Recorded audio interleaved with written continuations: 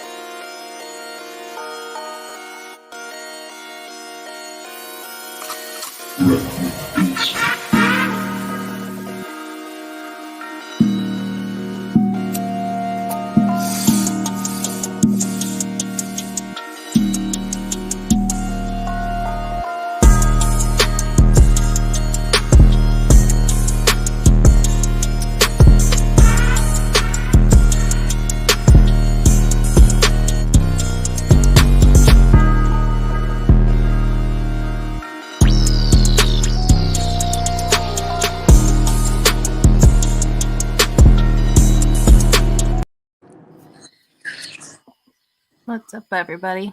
Hey y'all. Hey y'all.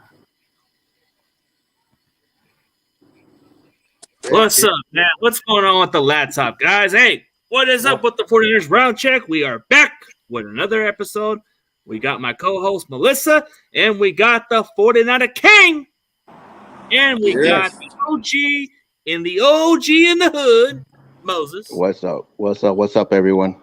Yeah, what's up, y'all? It's been a rough week, man. Rough week the last 2 weeks, man. We got our ass whooping Atlanta, and we got our ass whooping against KC, man.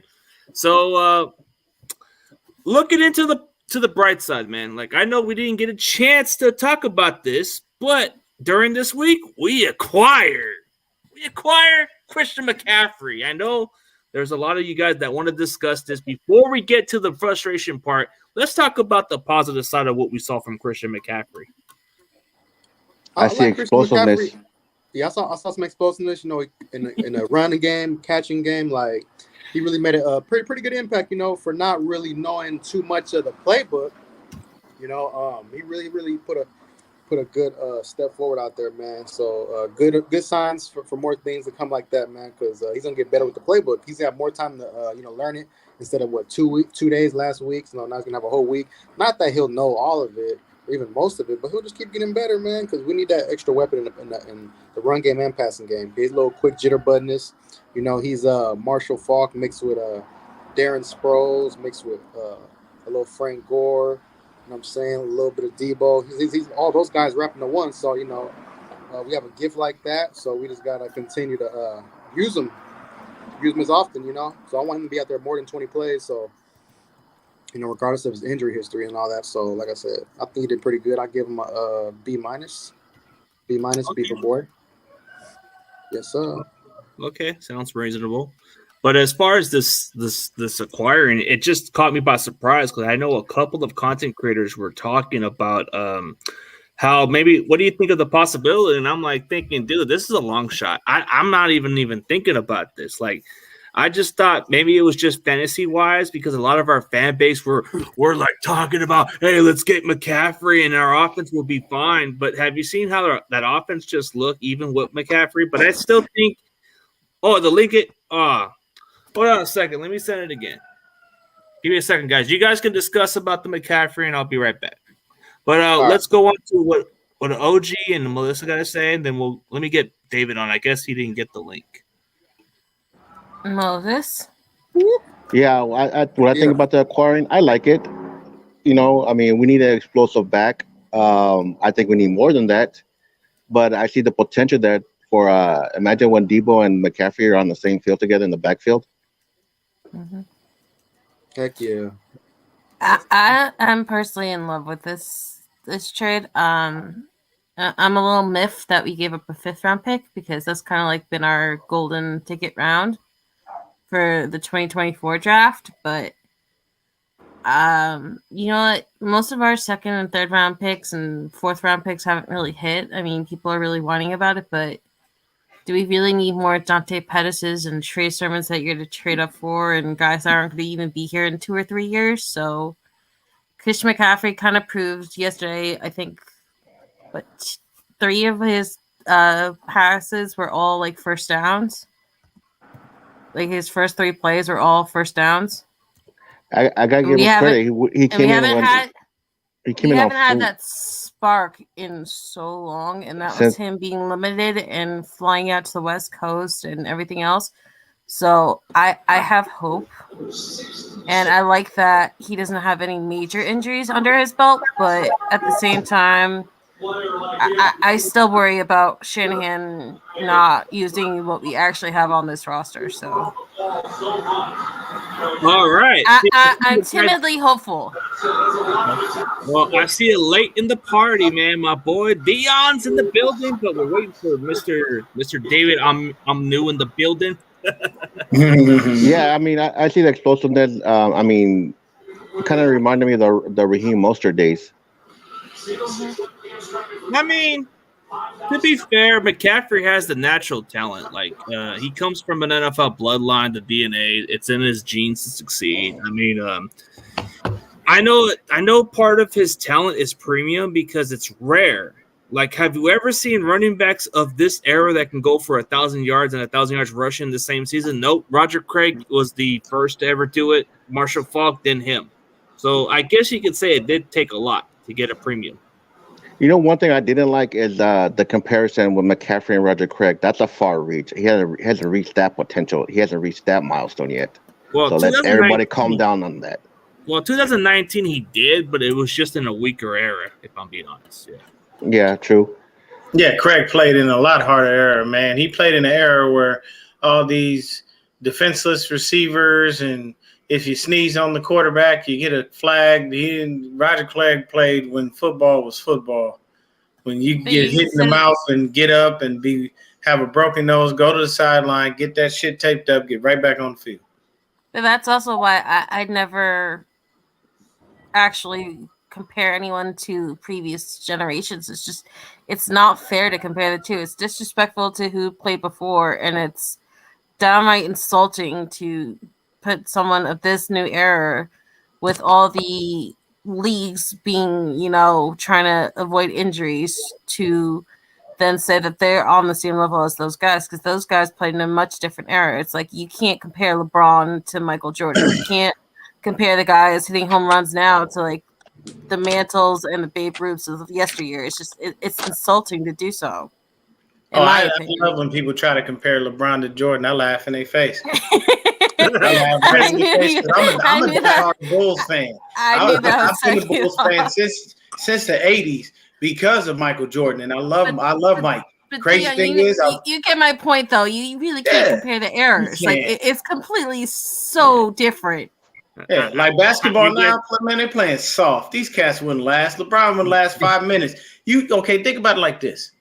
The Bulls had the Pistons were nicknamed the Bad Boys because they would fuck you up. Like you're not playing. They literally would fuck you up on the court. Kevin McHale was a fucking thug. Horace Grant was a thug.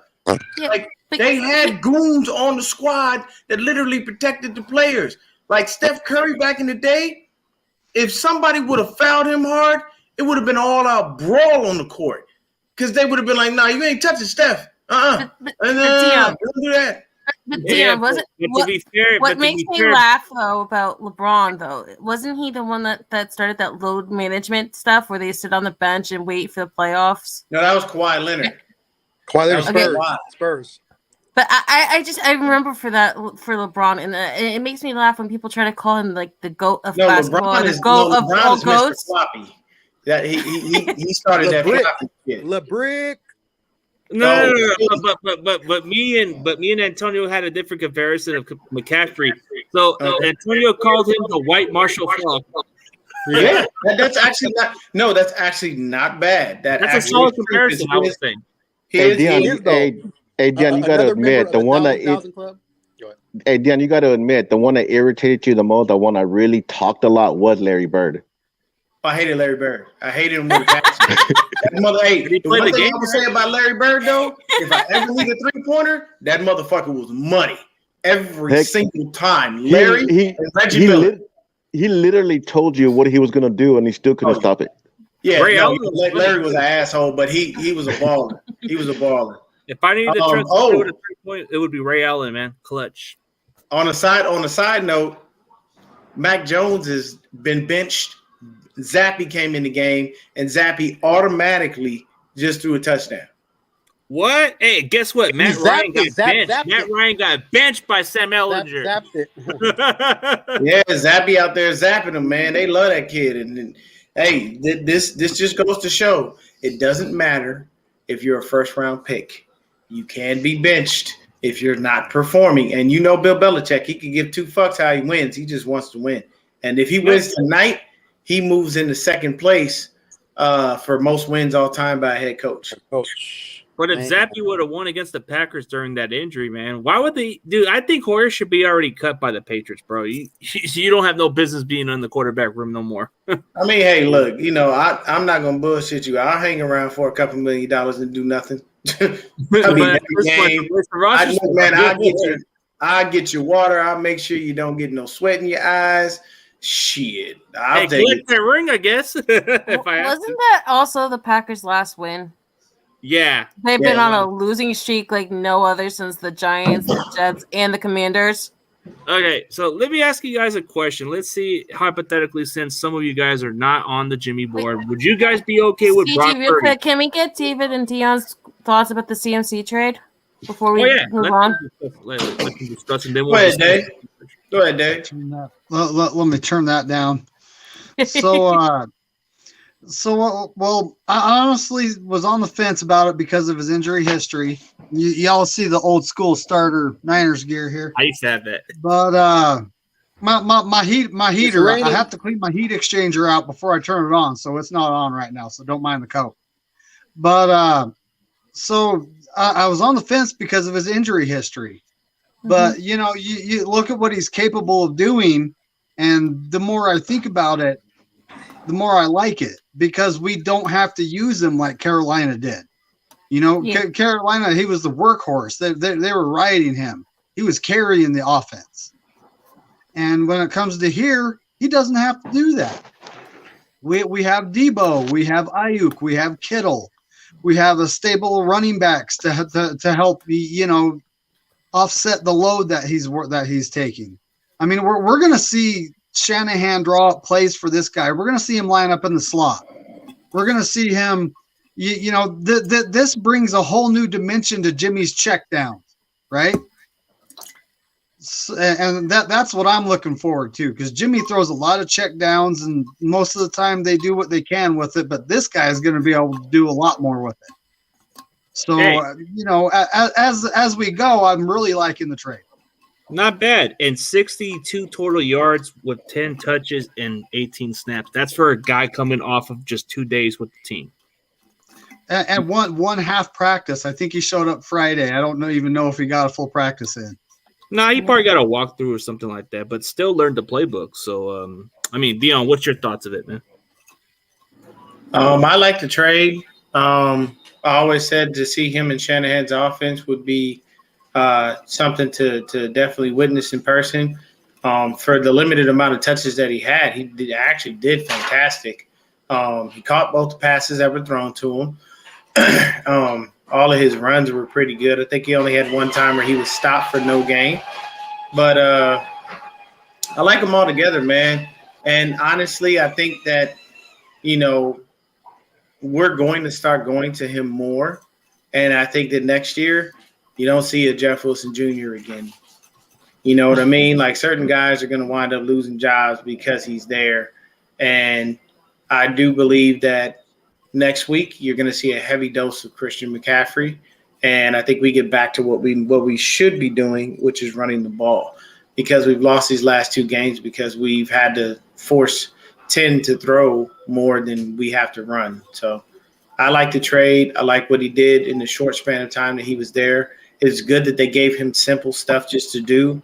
And it's very, and it's nice that they were like in the huddle, like, hey, I know we just read you an essay, but line up over there and run this route. Oh, okay. Anything like that. I think it's actually really, really great. Yeah, it's just that this offense, even with the running back talent before, dude, we made the most out of these lesser names. But Christian McCaffrey, you're getting a premium brand, bro. Like, you go from a Shasta to a Coca-Cola. That's what we're going for, and it's better. No offense, it's just better. Like, what's up, NorCal Bill? yeah, or you go with what is it, like a BMW to a BMW to a Ferrari? Not bad, right? But a little bit more work on it, but okay. So for you guys to discuss this, I know there's a lot of frustrations for this game, but we'll take turns on individuals who you guys want to blame. So I want to hear what Moses got to say, because I know Moses is on there trying to pound the table and wants to put his mind on some of these players. But who is to blame in this 49ers loss? First off, I'm going to blame the DBs. Why? Because I played the position, and the way they played was like shit. Give me a moment. I got to hear what Moses says. Man. Uh-oh. I really want to see him and Rudy debate for once, man. Come on. First off, Ward, what on the world are you guys doing? Let me start off with the DB coach. I want you fired. I've told you before, I will gladly apply for the position to coach this DBs the correct way. The way you guys were playing was like shit. How in the fuck are you going to line up on the outside shoulder instead of the inside shoulder? What are you guys doing? Second of all, correct me if I'm wrong, guys. Who was those three people around Kelsey when the Mahomes got hit and that ball was floating in the air? Three of our DBs, man. You had Jimmy Ward and Travarius Ward, and then you had our safety out there. Like, what the hell was all that, man? What the fuck are you guys standing around for? Why? Watching the sky. Make a play on the damn ball. And they were watching the pass because they were a big fan of Mahomes, and it's stupid. Yeah. God damn it. Another person I want to go after, Mooney Ward. Why in the fuck you let the receiver run up on you? Backpedal, god damn it. This is the same shit I coach my sons on what not to do, and you set the example perfectly fine. Backpedal, why are you sidestepping and letting him go on the post? He's wide open, 3rd and 16. You know what to do. I mean, god damn, you guys fucking stress me out. You guys are lucky I'm not coaching you, because today I'll have you in full pass. I'm having you do bear cross, 100-yard north, 100-yard south. I'm having you guys do suicide all day for an hour and tell me when you guys are not tired. Then I'll stop. Other than that, you guys are stressing me out. You let the Chiefs take your manhood. Get that manhood back. You guys play scared. Don't play scared no more. There, I had it. That's a real coach, man. You don't have these type of coaches like OG, man. OG's like that old school approach, man. These players are too damn soft. They can't take tough coaching these days, man. Like, as far as the blame for the loss, One more thing, CG. One more thing. Okay, you had a groin injury. See this number? The legend himself, Ronnie Lott, cut off his fucking limb just to play football instead of missing the whole season. You don't think he sacrificed? You guys are playing too soft. You got a bunch of soft, a bunch of divas. There, I had it. True, man. True that. And, okay, yeah, you want to blame the defense? Yeah, terrible performance. Like you said about the DB, you're straight on point. But you know who I want to blame mostly? That defensive line. What the hell was that? Like, if Patrick Mahomes is going to throw the fucking ball, at least put your fucking hands and block the fucking shit. My D-line coach told me, if you can't get to the quarterback or pressure him, at least put your hands up to fucking block the shit. And that's a batted pass. Why do you think J.J. Watt and the other players been successful at that position? Because they know how to bat the ball. And our DBs, they were just fucking misplaced. Bosa may have had one sack, but he wasn't quite the factor all day, bro. Like, it's disappointing. Like, Hassan Ridgeway, what the fuck is this guy, man? He ain't doing nothing. Like, okay, you come from Texas University. You come from Sissy University, man. Any guys who come from that Texas program are full of trash. Like, I'm sick of softies like him. He's supposed to be really good. But why did he get fucking beat? And Kevin Givens, what the fuck, man? You looking like a fucking loss in the shuffle, man. You're just not the guy, man. And the sad part is, man, it's not just the D line's fault. That offensive line is trash. Come on. Yeah. Like Brendo, why is he still here? I don't understand. Can we get rid of him? And McGlinchey, can he just go? Like, but Can't that's stand all. pancakes. Hey, can I go? There you go, man. There you go. Man, like it was 3rd and 11, and you let Scanlon like run right by you, Lord. And like, come on now, keep him in front of you, man. Like, I don't know if it was a miscommunication with like, you know, him. He thought he was gonna get safety help or whatnot. But I mean, Scanlon 2 years ago, he led the NFL in yards per catch, man. Like, so he's capable of getting deep, man. You know what they're gonna do? Like, But Antonio, pressure though, somebody, and then they were using Bosa's aggressiveness against him. You know what I'm saying? Like they had him steamwalled, man. And he did have a sack. But you know, it wasn't enough pressures, man, for the whole D line. And that's a deep D line that I always praise, man. They did not get the job done. In 3rd and 20, they convert right there. I was even calling. I was at the game. I was like, they're gonna do a screen. Be ready for it. How is a fan like me like knew that was gonna happen, but not pros? You know what I'm saying? And guess who converted it? Jerick McKinnon, the guy all the Niner fans dislike because he was injured, and you know the stuff he tweeted out, you know, like before he left. And 3rd and 20, man, like that was pathetic, man. Because Kittle just caught a touchdown. He mossed dude, you know, so that was like a momentum swing. I thought we got to get off the damn field. That's the last 2 weeks, man. Like we could not get off the field on 3rd down. You know, and I understand Mahomes is who he is and all that, but you got if the defense played just decent, we probably would have won that game. You know, and a lot of people are crowning D'Amico Ryans too soon, man, because been little chinks in his armor the past couple weeks, y'all, and that's not good. So that's who I blame is the entire defense, y'all. And they play so bad. I'm wearing my Ace t-shirt, man, because the Niners played like the Ace yesterday, man. And like we were one of the worst baseball teams, so that's pretty sad, man. That's how I gotta go. I'm done. All right, so Dion, what you got to say, bro? I know you got something to say. I blame everybody, top and bottom. All 3 phases of the game, we were shit. Special teams was trash. Defense was trash. Offense was trash. And I think what you're starting to see in the post-game interviews is people are starting in that locker room to realize that 10 isn't the guy. George Kittle said in consecutive weeks some comments that lead you to believe this dipshit can't do it. I'm not going to put it all on Jimmy because it's not all on him. But at the end of the day, you get a safety because you didn't have pocket awareness, and Trent Williams just got beat like hell. The number one reason that these guys played as horrible as they did is because they shouldn't have been on the field. Mooney Ward shouldn't have been out there. He was still injured. You could tell by the way he was playing. He was playing way too soft, and he wasn't being the regular person he is. So I know he was injured. It's not an excuse because you still put yourself out there. You fought to get on the field, but he was injured. So was Bosa. That groin injury wasn't that great because he didn't have the normal pressure that he has. Yeah, he got a sack, but that was toward the end of the game. We was already getting our ass kicked.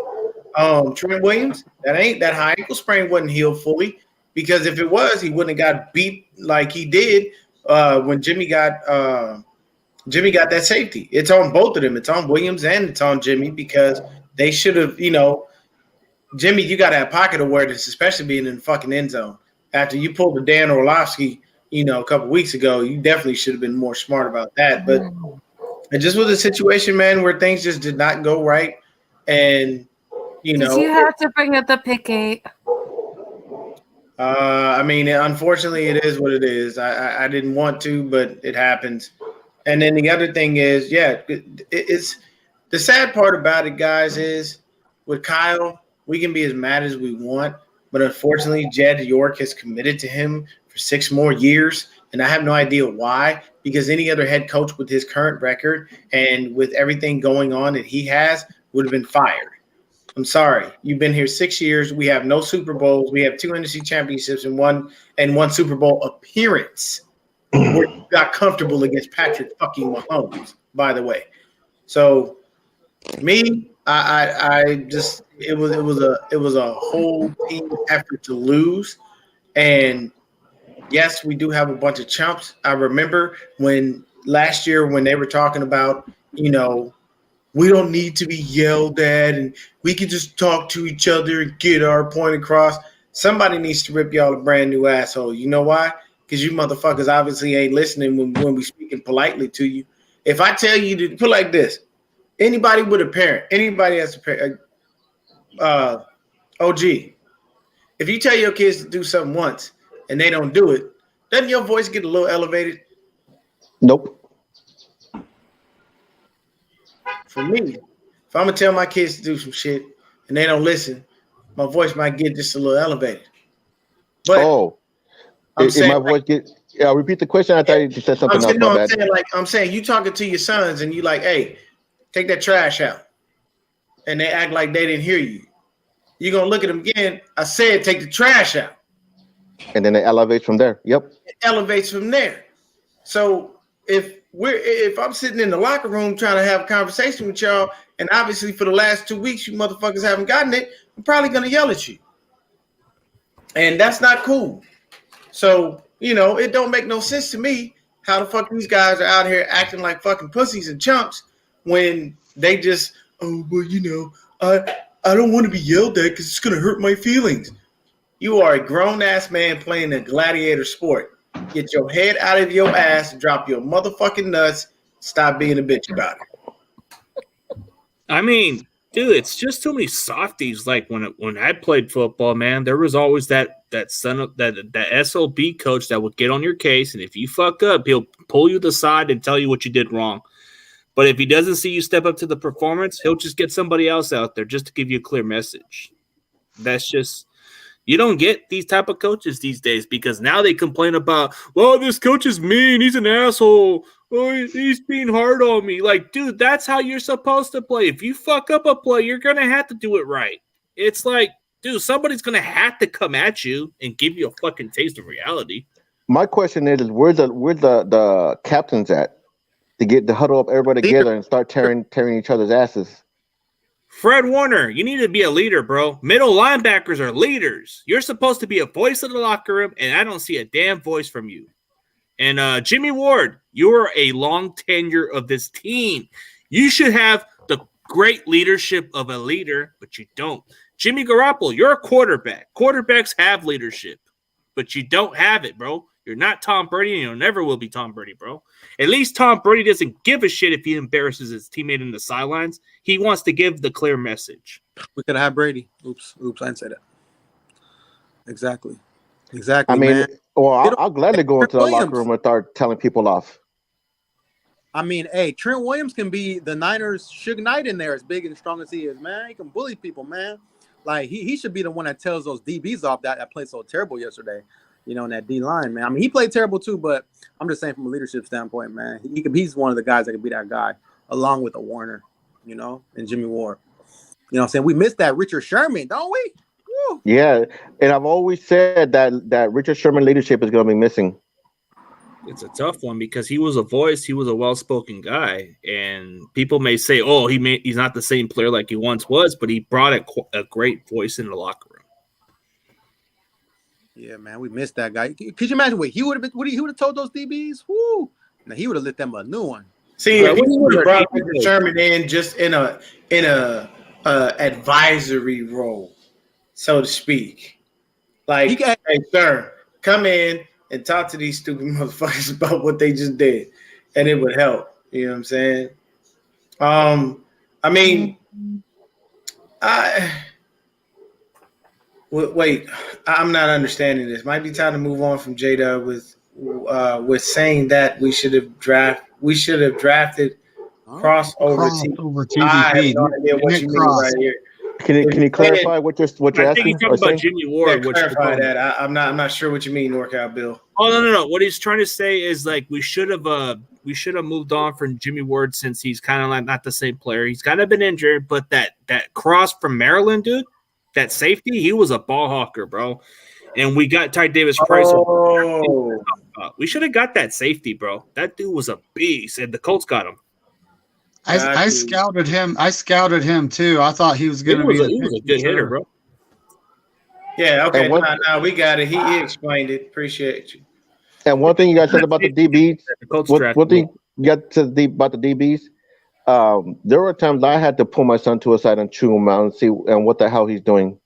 I mean, that's showing that I bet he's showing leadership. That's where leadership comes in. So somebody needs to step up. Yeah, exactly, man. Hey, and I think the Niners should sign Sherman to a role kind of like what the Warriors got with Andre Iguodala, because they're kind of the similar. That's what I said. It's like an advisory type role. Yeah, just like Yeah, Iguodala. but he could be a DB coach. Like at this point, we should offer him like a DB position job to where he can coach him. Because that DB coach, like Moses said, he sucks. Exactly. I'm glad. Let me know where to apply at, because I'll be willing to apply. Yeah, Moses, they'd let you go in 5 minutes because the motherfuckers would be crying. We don't like this. Now, this right here, yes, it's true. Honestly, that's the funny thing. For me, I honestly think we take our frustrations out on the Rams. And next week, they're going to get a hefty load of run CMC. I guarantee you Kyle is literally going to take the ball away from Jimmy, because these last 2 weeks he's been giving it to him, and obviously you have nothing to show for it. And the other thing is you have to score points. You must. Like, you can't keep going down the field to kick field goals. I'm sorry. If I'm playing Kansas City and I'm in the red zone, I'm going for it on every down. And Dion, that's the problem.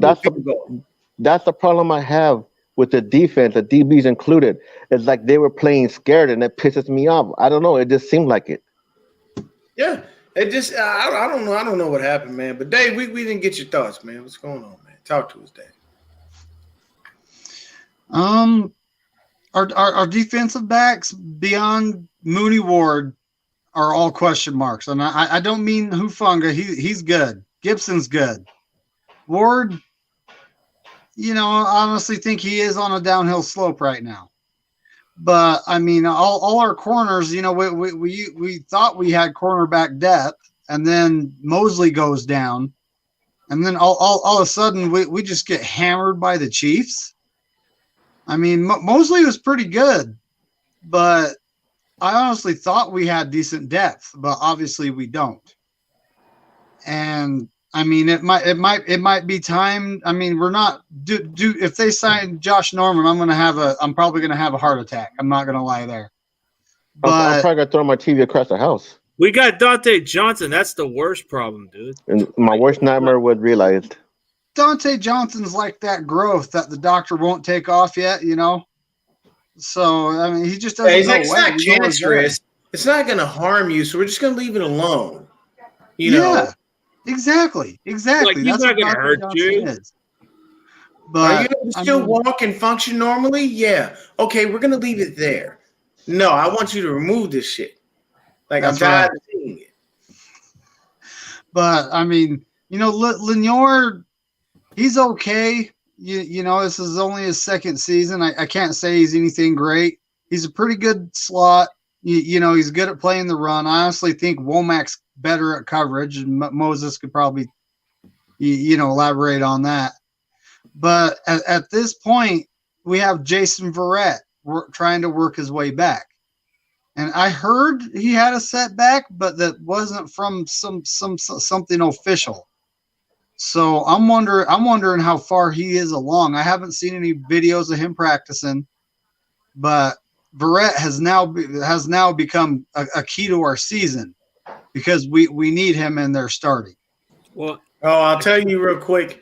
So Jason Verrett and Elijah Mitchell, you'll see him after the bye week. That's what's going to happen. So basically, after this Rams game, that's when Elijah Mitchell should start practicing along with Jason Verrett.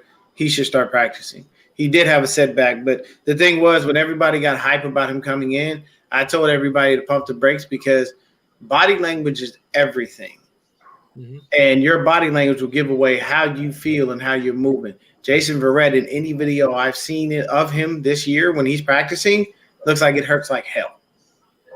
So take your time, do what you need to do, because we don't need you going out there injured and just getting beat. That's fucking stupid. And it's going to destroy your confidence. you already have a hell of a time just staying on the goddamn field. I don't need you to go out there and get beat, and then your confidence is destroyed again, and you already feel like your knee hurts. Like, it's too much. So I think after the bye week, that's when you'll start to see those dudes, come in. And I'm sorry. I said this before, I'll say it again. I hope you studied in college, young man. I hope you have a degree, and hope you got a backup plan. Because I'm sorry, the NFL is not for Javon Kinlaw. That chronic knee injury is not going away, and we wasted a first-round pick on someone who can't stay on the field knowing he had injury history. Thank you, John and Kyle. Great job. That was a wasted pick. We could have got the kid from Alabama. Yeah. Hey, CJ, can you go to that NorCal bill? He said something about a certain person. Oh, you want to hear about this? Yeah, I haven't we sent any more picks away. I haven't studied him, but I heard he's good, so I'll be doing my research on him. Yeah, Greedy's not bad. The issue is I don't think we're sending any more picks anywhere else. I think we were able to give up the picks that we had because we got a couple of picks due to losing a few coaches or something like that. So that's what we provided. And also the only reason that CMC is here is because Carolina asked him where he wanted to go. They were polite enough because of what he's done for them from the time. No, he had a no trade clause, so he got to choose his destination. No, but I heard. Okay, this is what I heard about this trade talk that went down between the Niners and Rams. The Rams actually had a similar offer. Yes. The only difference was they didn't have a fourth round in that deal because they traded for Sony Michel on that trade. Oh yeah. But they were also offering Cam Akers, but it came down to CMC choosing to go with Shanahan and the Niners then going to McVay. Yeah. Plus, I think there was another team that they said offered them like way more. But I didn't know about the no trade clause. It just seemed to me because it was reported by somebody on NFL Network that they basically were like, "Hey, where do you want to go? We don't want to send you somewhere you don't want to go because of how good you've been to us." So I hope next week we work it out, man. But it is what it is. Well, I think we really miss Emmanuel Mosley, obviously, great number 2 corner. Armstead in that middle, man. We miss them. That's in the trenches right there. So, and plus, have anybody noticed? Like, it seems like when Debo has when he catches the ball, like it's not really he's not as great as last year. Like he gets tackled kind of quick and he drops passes. I don't know, man. That's just me. But now he has like a hamstring issue. So I'm hoping he can play against Rams because he owns them. You know what I'm saying? He's daddy over there. You know what I'm saying? He's Aaron Donald's daddy, so we need him for that. So, here's this funniest troll, man. Here's this damn troll.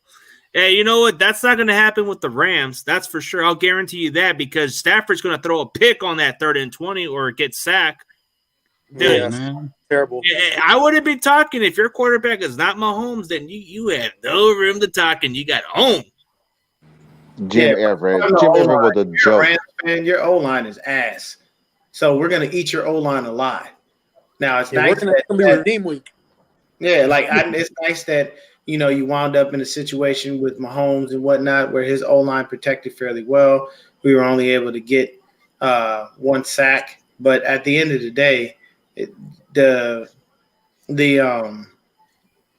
Rams O-line is trash. And we all know we're going to feast on that O-line. Look what happened the last time we played them.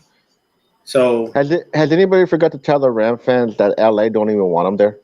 It's always it's so sad that always 85 or more % of their team. The crazy part about it is, like, as much as I hate the Raiders, LA wanted the Raiders and they didn't get it. That's the sad part. They got the Chargers and the fucking Rams. They didn't want them at all, bro. Honestly, it's better that they got the Chargers and the Rams. The Raiders suck, and plus, they ain't gonna do nothing but just continue to promote the gang violence in LA. We all know that Raiders. Yeah, that's true. That's true. That Raider jersey is synonymous with the 18th Street gang, and believe me, man, we don't need a bunch of them fucking jerseys there, bro. Why do I look like I just woke up, man? Because I came from the gym, man. I'm a little beat, man. That's all. Hard. We work out hard, man. We get tired. But because I got to turn my heater on, and my neighbor's digging this wall thing, and right now it's full of dirt. So I literally have to take my heater apart, get my heat exchanger out, and clean it there, Sijin.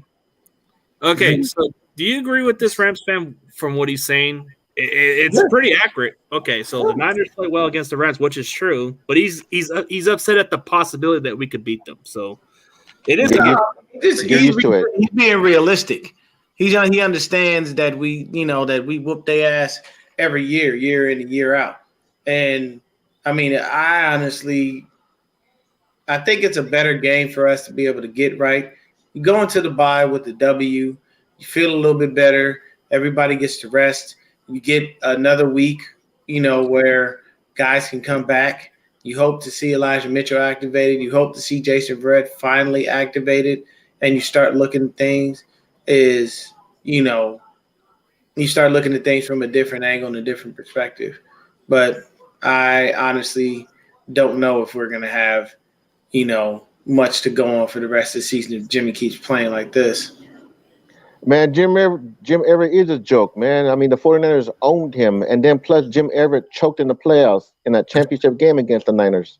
I don't get what's so great about a guy who's broken records, but he isn't even Kurt Warner or Stafford. Dude, what does Everett have that those guys don't have? They have rings, right? I guess so, but man, I think that makes sense, but doesn't it increase more violence if you put the Cowboys in the fucking LA area, bro? They shouldn't even be allowed because there'll be a war over there. Crips. Not really. I mean, the Cowboys, Crips wear stuff for the Cowboys, Bloods wear stuff for the 49ers, and the SAs and a lot of the Hispanic gangs in LA wear stuff that typically is for like the 18th streets. Sometimes a little bit up north in the Bay Area, you have this group called the Norteños.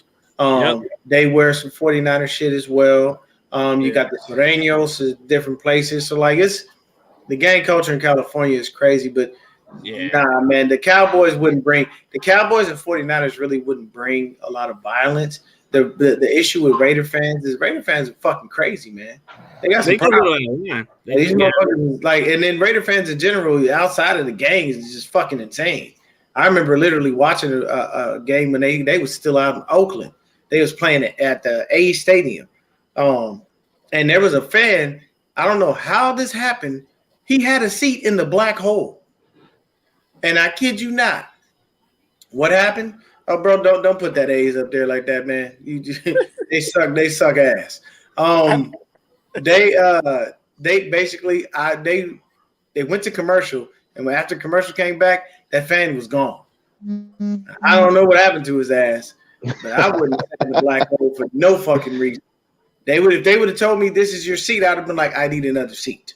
I will stand the whole game. I am not going in there. Why? I have no business. That's the black hole. Yes, wow, man. No, but if you think about it, that's what LA actually wanted. They didn't want the fucking Rams. They didn't want the Chargers. But like you said, Chargers and Rams are a safe bet because it's less violent. So way less. Yeah, and I mean the Rams at the same time, both teams were there. They were both in LA at some point. So I mean, hey, you wind up in LA. The only thing I mean, if you play for a LA team or a California team in general, I kind of feel for you because the taxes out there are fucking horrendous. It's all but not fair. But I don't get it, man. Like, hey, just imagine how it could have been. But I think LA just didn't want to have too much of this shit. So they said, we ain't going to get the Raiders. We're going to keep them away. Let them go to Vegas. Nobody cares.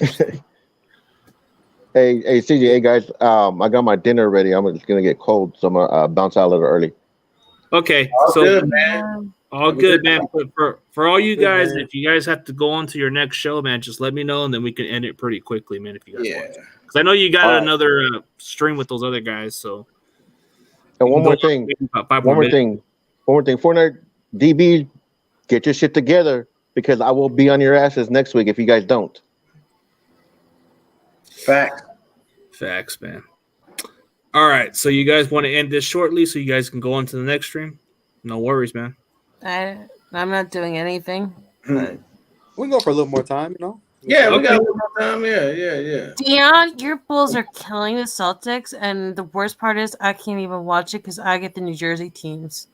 Oh, I get well, the then you Knicks, know and I what? got the Nets. I don't even want to know how Breezy is feeling about that right now because he's already going through enough with everything that happened with his channel and all that, man. If y'all are out there watching, please resubscribe to Breezy's new channel.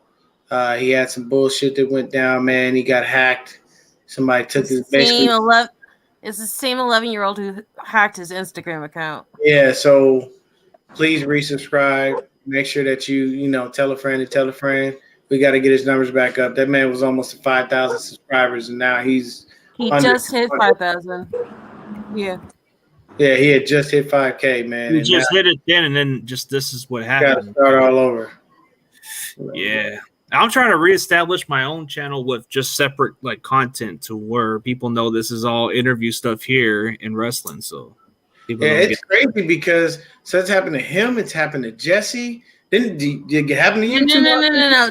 Okay, so Jesse wasn't hacked. Jesse was had flagged down. His channel was taken down. Jesse had a call-in show that he still does to this day. But back then, he allowed every single person who called in the video option. Oh, gotcha. So somebody did something that YouTube flagged and blamed Jesse for, and so he lost his channel.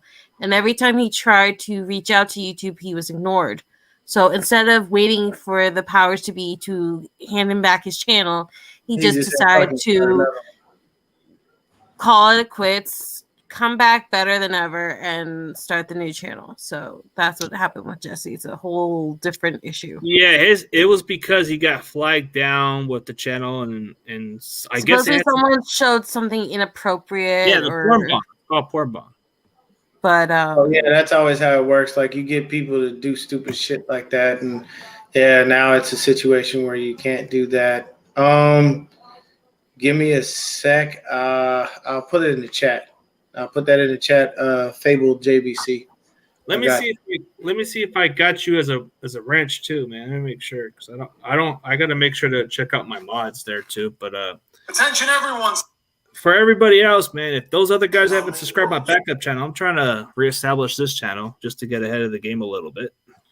Okay. For those other new followers on here, let's try to get me to 500 so we could do giveaways. What I blame yesterday's loss on is the overuse of the same pathetic 4 to 5 guys on offense that we've been subscribe my backup channel. I'm trying to running into the ground. So I'm sick of always seeing Ray out there instead of a Juwan Jennings or Danny Gray. And before people say it, yes, I know that Juwan Jennings had the big special teams penalty, and then he had a second penalty yesterday. But then when we needed that huge third down conversion, he was there and he got third down. So I know there's good and I know there's bad. And a lot of you want to call him stone hands, but I actually think Juwan Jennings is a great wide receiver that's being underused. He's underrated, but I get that he did had a couple of boneheaded penalties, which Shifty was upset about. He said, "Bitch his ass." And a lot of people are going at him right now, so that's whatever. But I don't understand. But I don't understand why we're using Ray when he had that easy drop. What was it last week? Last week against Atlanta. Oh my God, could have been a touchdown in the end zone. Yeah. I don't understand why we're going so heavy on Debo when we have other running backs and receivers, and everyone knows we're going to Debo, and then Garoppolo's throwing to him in triple coverage. That doesn't make any sense to me. I don't understand for the life of me why Jeff Wilson Jr. is our main back, and we're not even trying to use anything else. And I'm sick and tired of Kyle Juszczyk giving up on blocking and being used as a catching weapon, and how Kittle is not being called broken or done or on the decline, because all he has to do now is to be there for the running game, to block and to be used as a decoy and do all the things that Kyle Juszczyk used to do, plus what Kittle already did for the running game. And now it's just it infuriates me that we have offensive weapons. Like, this is something I've been waiting for since like the Harbaugh days when we had Kyle Williams and Teddy Jr. and Michael Crabtree, and we didn't have those kind of like real weapons, you know, that you could throw the ball to or to change out. And now that we have these weapons, we're not using them. So that's the main thing that I'm mad at. But the other thing I'm mad at is the penalties, because they're drive killers, they're drive continuers, and then I'm going to say it, Fred Warner, if you're not going to catch it, can you at least step up a little bit, because it's killing me that you're dropping all these interceptions. It's like he was at the right place and right timing, but it's ridiculous how these it's guys. Like 3 or 4 weeks where he has these easy interceptions that go right through his fingers. It's not like he's laying out for them like he did in previous years, and it's an impossible catch and it hits the ground. It's just like, it's right there, it's right in his hands, and he can't pull it in. And I don't understand why him and Gibson are getting these easy interceptions, and it's just like, guys are injured on defense. These guys aren't able to have each other's back the way they used to, because there's key injuries in all 3 levels, and all 3 levels are struggling right now to play. And it's just like, the penalties are bad enough, but when you can't take the turnovers, especially with this year where they said that turnovers was a vital thing that we were supposed to zero in on, it's just like, it's frustrating to me, and I don't know what to do anymore.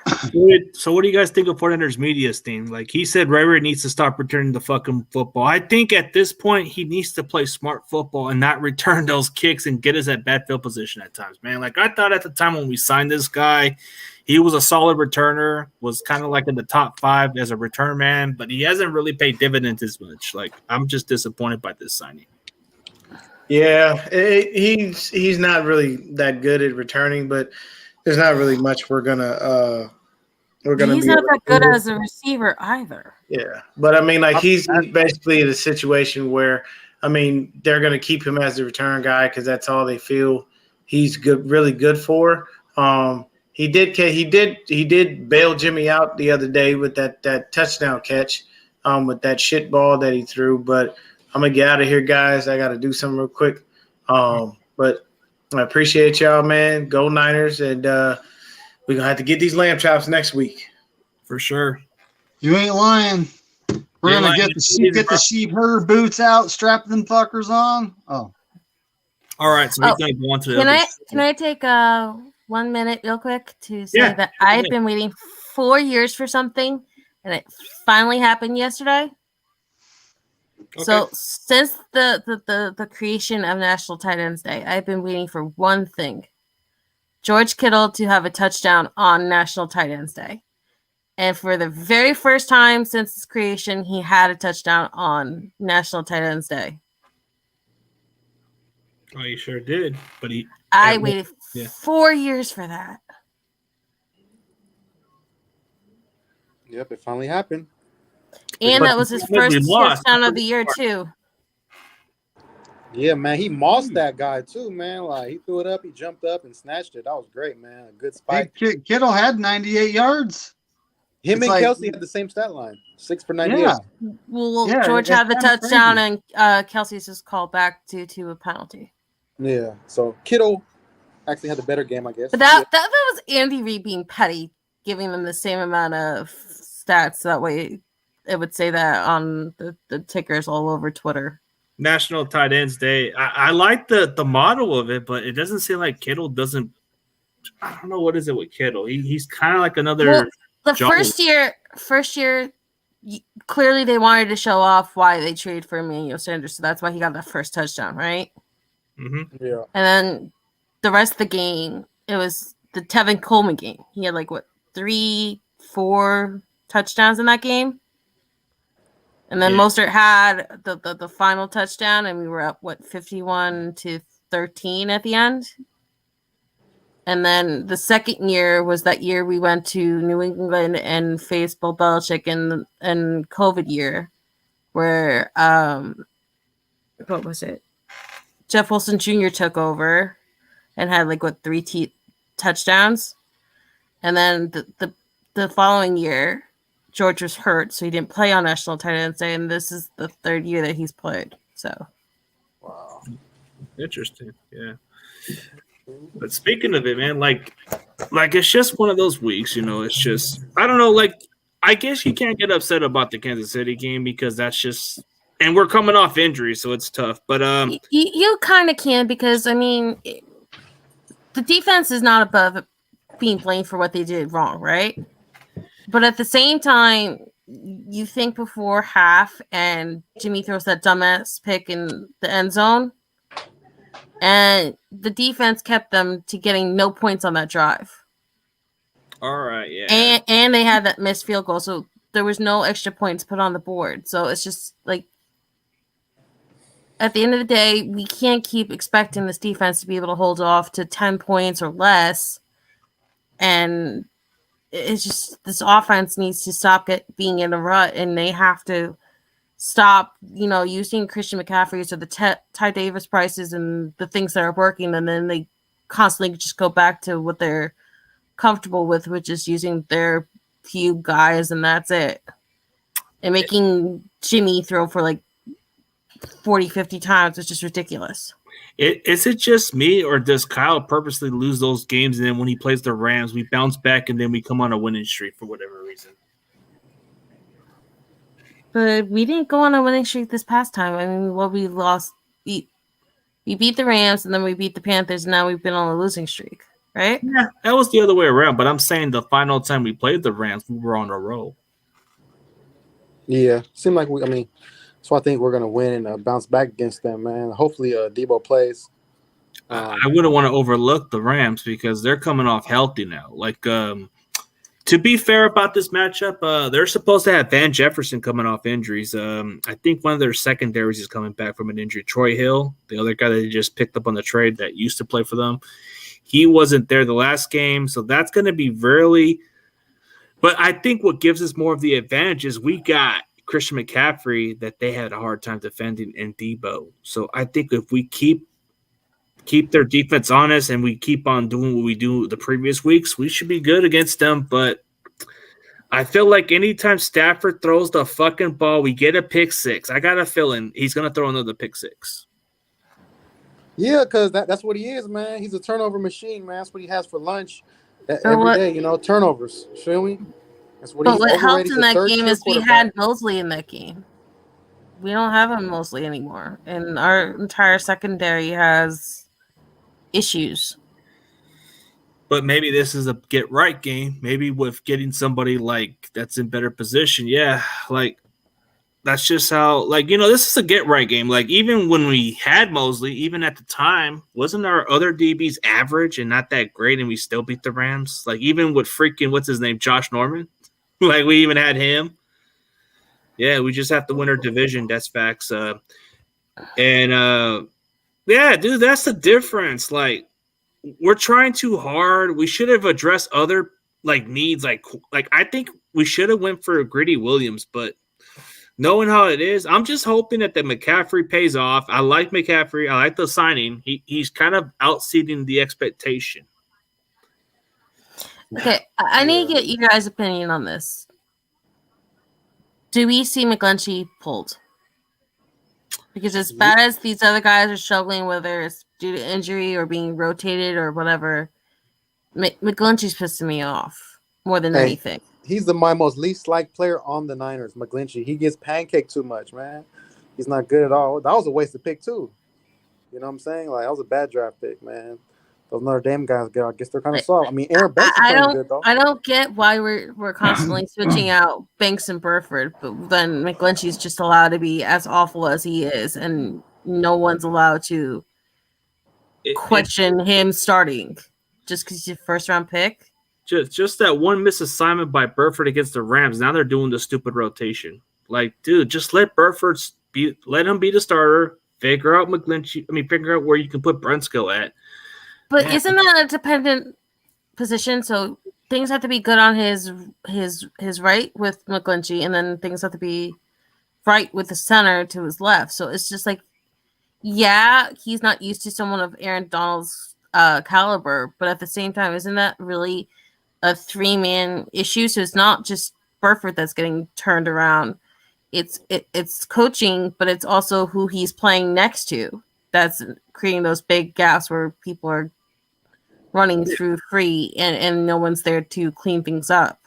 That's the issue right there. It's like why are we doing these rotations at the guard? Burford's not the problem. You expect rookie mistakes. Maybe he learned from his mistake against Aaron Donald, so you got to let him. Don't even bother rotating with Brunskill. Just put Brunskill at somewhere else, anywhere. I mean, at this point, he can't be any worse at center than freaking Brendo. I mean, dude. I wish they would just Brendo Jenner. I wish they would just, either choose Poe or West and then just train up a center. I just don't understand why this coaching staff is still holding on to Brendo. They're treating him like he's freaking Tom Compton like the previous years, man. Like, come on. Hey, he's the offensive line version of Dante Johnson, right? Oh, Dante Johnson. He's a lot worse, at least. Dude. I don't get the point of this, man. I don't get the point of it. Like, what are we doing? Like, what are we really doing with this shit, man? Like the center's the problem, but they're not going to fix it. They're just going to keep letting this bum start. He's taking other roster spots that shouldn't even be taken, man. Come on, man. Get out of here. And what really, really scares me, especially against the Rams, is that you all know I hate Kyle Juszczyk. That's no secret. But with him having the finger injury, my fear is all those snaps that he was getting are not going to go to Ross Dwelley, and Ross Dwelley barely can catch, and he can't block for anything. And our running game is already struggling. That really, really, really worries me moving forward. Yeah, I don't want to doubt and say we'd be okay, but the problem isn't okay. Well, dude, we gotta start investing higher on these players, bro. Like, invest in corners or the O-line. Dude, the last time we invested a cornerback very high was in 2004 when we drafted Shante Spencer, but we never gone higher than a second ever since. It's always been third or later rounds. Like, dude, come on. If an elite corner slides in the second round, bro, you got to take it. And it killed me that Deadlegs was allowed to run free yesterday. And I had to watch Creed Humphrey just protect Patrick Mahomes. Oh, that killed me. Yeah, Humphrey would have been a difference maker at center, and we couldn't even do that. What round did he get drafted in? Third round. Center. The guy was a third round. No. Creed Humphrey was a second round. So yeah, he was second round talent, but he slid in the third. He was no, he was drafted in the second round by the Chiefs. I think he was there at our original pick, and then you remember we traded back, and then we went and got Aaron Banks because McGlinchey said, you got to get my buddy from Notre Dame that I played with. Draft my buddy, please. So he ain't that bad. Banks is not that bad. I'll give him that. Now, but back then, everybody was all in love with Asante Samuel Jr.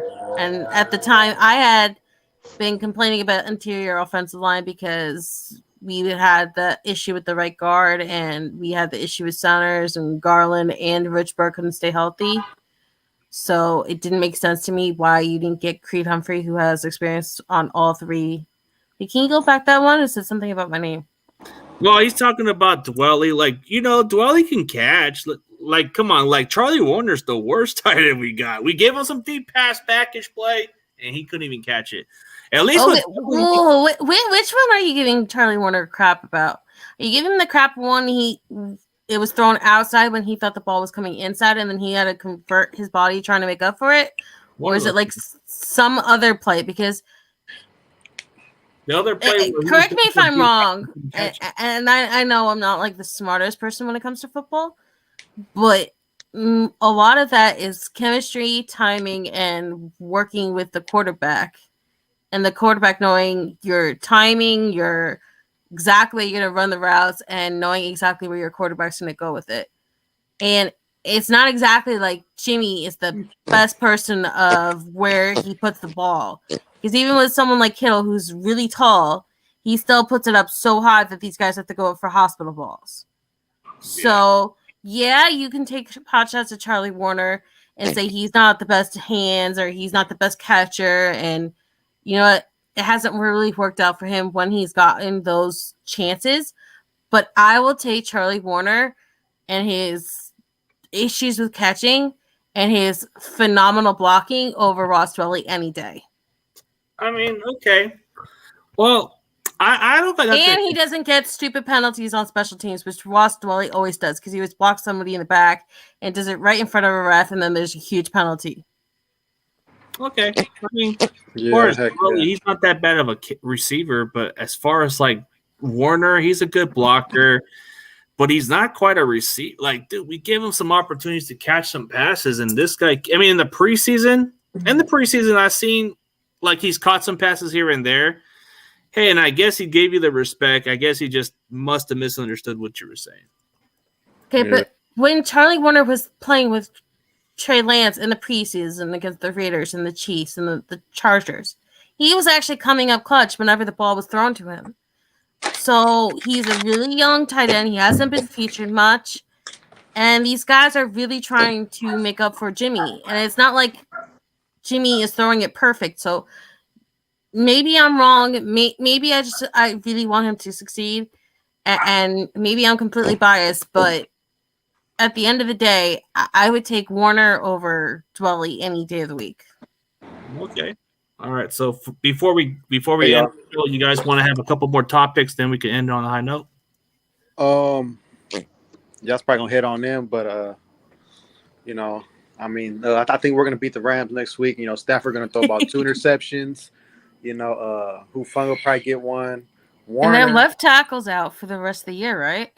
Yeah, so like we're gonna get some sacks on him, man. We're gonna get like 6 or 7 sacks. You know, we got some guys coming back, Elijah Mitchell, Armstead. You know, we're gonna regroup, y'all. Be 4-4 head into the bye. Last year we were 3-5 after 8 games. You know, we'll be 4-4. I hate it. We should be better, but you know, it is what it is. And I guarantee we're gonna be 4-4, and that's what I gotta say, you guys. So go Niners. I respect it. Niners. Let's get it, man. Have a good one, guys. I mean, you guys got one more thing to say? I'll let David and Melissa say what they gotta say, and then we can end it, guys. So we got the Lambs coming up. Time to get the sheep herder boots out and take care of business. Yep. Yeah. Yeah, let's get it. Let's go. All right, guys. As always, let's have a great day. And whoa, real quick, I want to ask you guys: did you have anything positive that you saw in the game yesterday? Nothing really. Like, what's so positive? Just the National Tight Ends Day with Kittle. That's all we got to see in the. The 2012 team came back. You know, it was 10-year anniversary. They celebrated. That was the only thing I seen good in the game, honestly. I mean, the only bright spot we had at this entire game was just Kittle's receiving yards. That's all. I mean, he had a great National Tight End Day. He had almost 100 yards and a touchdown. Mm-hmm. What's the positive side? Hufanga got another interception, but I can't say the rest, man. Can't say the rest. CG, can you pull up that link, please? What link? The one I put in the private chat. Oh, the private chat? Let me see. Wait, is it on the private chat? Yeah. Oh, okay. Somewhere in the private chat. Okay, I got you. Oh, you're showing me. That's Breezy's new channel. Let me see if I wait. So that's on, but then I would get off my channel. That's the problem. He couldn't get his channel back. Hey, well, let's get mine up a little bit on my new channel. Okay. But he'll get his quickly. Well, send me the link and I'll see if I can promote it right now. Okay, so anybody, please tune into my Twitter. It's NJ49IZZY. I'll retweet again about Breezy's channel, and please go check it out because Breezy is a really good guy. He's a really good guy.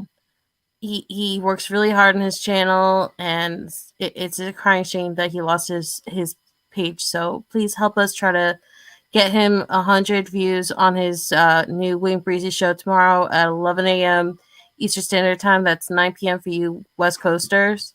And we're trying to get him back, maybe not exactly to 5K. At least up to 1K or something. At least get him some of those viewers back because he worked really hard, and this is a multi-year thing that he's had ever since 2020, and it's just all that hard work just got stolen from great him. dude, very great guy. Like I respect the work, and he's been a very consistent guy. And some kid took his channel. That's a travesty, because how do you do that to this guy, man? Like, does any kids have any fucking brains? Like, you really took a guy's hard work, and you just want to take away a man's hard work. And Breezy, all he does is grind and consistency. He does it all the time.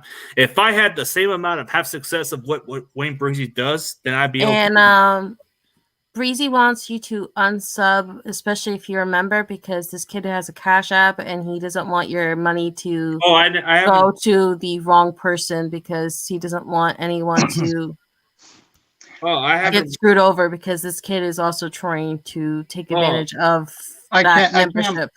I can't believe YouTube's not doing something about this. And YouTube's not even giving me back my monetization. I cleaned up everything. They're screwing me over. Fuck YouTube. I mean, yeah, I seriously can't believe YouTube's not doing something about this. I mean, for heaven's sake. For Wayne Breezy, that guy deserves every bit of what he had, and somebody takes his success away. It's just stupid. Like, man. It is. Like, I respect what he does. See, I don't say much for a lot of content creators, but for Wayne Breezy, he's very much the highest exceptional, because I respect him. And he's one of those guys that puts on the work, and people like what he does. So I don't think I'll ever reach up to the 100 viewers to watch, but maybe one day I might be in the same level. But he puts the work. That's what you got to like about him. Yeah, but the morning shows are fun because, it's a different atmosphere than at night. Because, at night he brings the nitty and the gritty, and then the morning shows, it's just he brings that same kind of like spunk, but he also brings some humor. He kind of like keeps things light but real. And then he came up with this new thing where he took his thing from when he was a teacher, and it's called Kahoot. And he does this like trivia thing every Wednesday where you can like win a baseball card or some like other kind of like memorabilia. You get to like test your knowledge with other Niner fans about all of, like the stuff going back to like how many touchdowns happened by this player versus this rival of this week. And it's like all the stuff that like he goes above and beyond to try to keep a community running and to bring in new things and to feature other people aside from just his nitty-gritty family. So it's a really big shame that someone who works that hard and is that giving got screwed over not once but twice by the same person on his Instagram and with his YouTube page. It's ridiculous. But for anybody else that's still there, go sub up his channel and unsubscribe the other channel and get off the membership. And please report the person who stole his other channel. Is the other thing I would ask. Please report it. But for the rest of the guys, and please share this channel for CJ because he works really hard as well. I appreciate it. Yeah, it gives us all a chance to get to talk and vent and be around each other, and we get to meet David and other people like him. So this is a treat. Every Monday we get to hang out. Okay. All right, guys. So for everybody else, thanks for tuning in. And as always, go Niners. Go Niners.